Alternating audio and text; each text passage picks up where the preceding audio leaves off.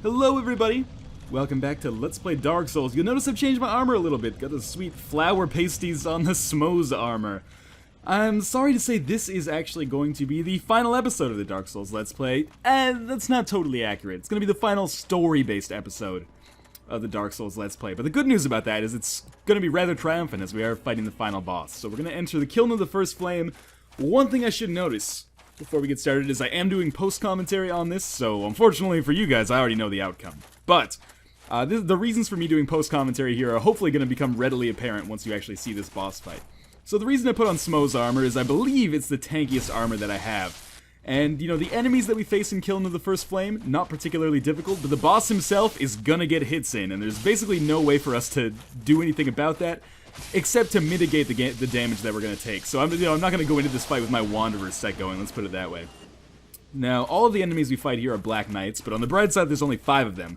And they all actually drop fairly good items. They all drop some form of Titanite, and sometimes they'll drop the weapons that they're using as well, but I think I've already collected all of those. This isn't my first time through the Kiln of the First Flame on this character. Did a couple of practice runs and a couple Titanite farming runs just to make sure that I could, you know, get through here safely, because I really wanted to avoid like a 45-minute long episode or one where I had to do a bunch of editing, because it would just be me going through this like 2-minute area over and over. So basically, strategy for these Black Knights is just to circle around and wait for a backstab. Pretty much the same thing we do on the Silver Knights, only on those Silver Knights in Orlando, I usually fish a little bit more for like a parry and a repost. But I'm not so much worried about that here. Or actually, I'm a little bit more hesitant to do that here because they do a lot more damage. The Black Knights do a lot more damage than the Silver Knights, I should say. A couple notes on Kiln of the First Flame. This is a really popular area for PvP via either invasions with the Red Eye Orb, or of course the Blue Eye Orb as well, or the Red Sign Soapstone, which is like mutual consenting PvP. Now you might notice a bloodstain here. During one of my farming or practice runs, I actually died along here. This guy knocked me off, but I'm going to try to do the exact opposite to him here. Can't remember if I succeed. Oh, yep, totally did. Kicked him off that ash-covered ledge, which is particularly satisfying after that guy killed me on the last run. So again, this is a really good part in the game to farm for Titanite, essentially. If you have a lightning weapon or another weapon that uses Titanite chunks to upgrade, this is a really good way to basically get yourself to +4. Pardon me. You need a Titanite slab to get yourself to +5, but still, this is an effective way to get things done for that part. So, we'll just take out this second last Black Knight, I should say. Now, it's worth noting that these Black Knights are actually the Black Knights that wield all 5 of the... How can I say this? So, there's 5 types of Black Knight... There's 5 types of weapons that Black Knights can wield. And we see all 5 of them throughout the Kiln of the First Flame, is what I should say. So this guy you can see is wielding the Black Knight Axe, or Black Knight Great Axe, I can never remember. The next guy's got the Halberd. I think we saw one with the Spear, one with the Sword, and maybe like one with the Great Sword. I can't recall all the weapons, because I actually don't tend to use those so much. Those are very popular in PvP, though. Generally speaking, they have larger strength requirements than I build my characters to have, which is totally fine. As you can see, like I am, you know, spoilers, gonna defeat the final boss. Pretty much any build is viable. Remember, I kept getting ragged on for not upgrading my strength more. I promise you, at least on New Game, you can get away with just doing it this way.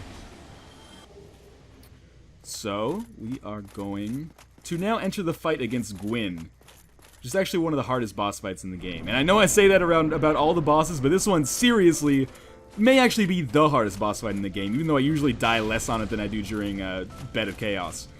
Now, he's got a number of attacks. That kick just reduces our stamina to 0, and you can see every time he hits us, he's going to do like 20% of our total damage. Maybe 15%, but in any case, it hurts like a bitch. So, what we're going to basically want is to get right up close to him, and then, well, avoid that attack where he grabs us. And then wait for him to do like a 2-hit attack, where we can parry the second. Then we can riposte, stab him through the stomach, and then on this brief window here, we get a chance to use Estus, and we're just going to try to get him to do exactly the same thing over and over. So we'll block, parry, or fail at parrying. And if you fail at parrying, you're in a really bad spot because he's going to get off a combo on you.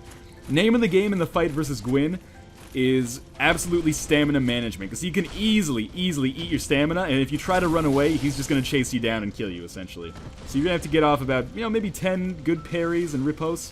If you get him done, you'll be in a good position. You really just want to try to, it sounds a little cheesy, but you want to cheese him into just doing that combo over and over. And the way you do that is just by standing right toe-to-toe with him. It might be scary, but it gets the job done. So you can hear I had poor stamina management just because of one missed block, and now essentially I'm caught in this position where I could easily find myself getting killed here. I got a lucky roll. Were it not for that roll, I would be in a horrible spot. But you know, again, don't get flustered and try to run away. Just try to work your way back up to your full health by doing these parrying and riposting combos. You know, we get our second one off here. This is going to allow us to do one more Estus, which is going to get us back to maybe 80% or 3/4 health. Yeah, somewhere in that vicinity. And now we're cooking with gas again. And one more in a row is going to allow us to heal up basically to full. Now, the reason I wanted to do post-commentary, if it's not apparent, is because this requires a lot of timing, or I should say really precise timing. The timing window on that parry, it depends on the shield you're using. I suppose you could use a parrying dagger if you were like a super boss, but I'm not. You could use something like that and it would increase your window, or wear the Hornet Ring, that would increase your window, and I believe boost the damage on your attack as well. But the parrying window is still pretty small, so you really don't want to be distracted by providing commentary the entire time. And this fight is going obscenely well right now. Usually it's a little bit more back and forth. And basically, if he starts doing attacks that are not this combo, I'm put in a much more difficult position. But if I can just basically get him to do this over and over, we're doing fine. Probably need 2 more parry riposte combos after this. And of course, the wily old guy tries to go for the... Well, he actually got the grab off. And you can see, what a dick. He takes off like 30% of your health with one of those grab attacks. Then he'll just lunge at you. If that hits you, that's going to do a ton of damage as well. I could easily find myself in a more difficult position. Kick to get rid of your stamina. Really, really hard boss. And it's going to take you a lot of tries to beat it. Like, if you're going into this your first time, even having seen this video, you're probably not going to be able to do this. And that's not me saying I'm better at the game than you. This is not my first attempt at recording this video. I just happened to get lucky once. And actually, you could say I got lucky about 11 times, considering all the parrying and riposting going on. That will actually kill him, which will give us his soul. Basically, we can turn that into a weapon, or we could just crunch it for a number of souls. Because right after this, you choose an ending to the game, essentially, and then you're taken to New Game Plus. So you could use it for that. Now, there's 2 possible endings. Both of them are about 30 seconds long. I don't want you to be disappointed. One of them is we go to that bonfire and relight it. This will give us the quote-unquote light ending. Or we can just exit Gwyn's arena here, and we'll get the Dark Lord ending. And that's what we're going to go for. Basically, because I've been playing kind of a Dark Lord tilt to my whole game so far with the dark rates and everything.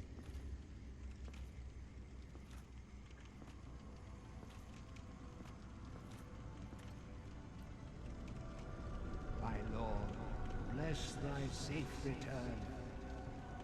Let Carth and Framt serve your highness. We are here to serve your highness.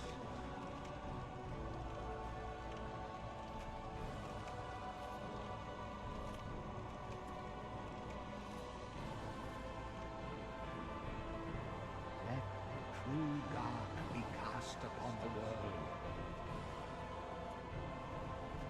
Our world returnest. So that's going to do it for the story of Dark Souls. I know that ending cinematic is not maybe the pomp and circumstance you'd come to expect from a typical action RPG, but this is not a typical RPG, is it? Again, if you want more lore, I'm not going to talk about it too much, but definitely go check out Epic Name Bro. He does a really good series on lore. And also Quelaag, Queelaag. They've got a really good series on lore going on, and definitely check out both of those guys. That's going to do it for the story of Dark Souls, essentially, or the campaign mode. Let's put it that way. I'm not going to do a Let's Play of New Game Plus. I'm done with it, except for invasion videos, which will occur probably infrequently, but I still want to do some of those. I want to thank you guys for supporting this series. It's been an awful lot of work, definitely the most work out of any Let's Play I've ever done. But it's been a lot of fun as well, and I truly... I love this game. I have a strong passion for this game, and I'm really privileged to have the opportunity to have the time to actually be able to do a Let's Play like this. So I really appreciate all the support that you guys have given me for this, all the comments, the views, everything. Thank you guys. And, you know, I hope you'll join me for my next Let's Play. I'm not totally sure what that's gonna be yet. But in any case, as always, thank you guys for watching, and I will see you next time. Feel free to... just finish up the credit scenes here. Out of respect for the people who developed this amazing game, I am going to leave this in, and then we will just put a fade out in at the end. So this will be it for me. Final words on Dark Souls, definitely buy this game. It's really awesome.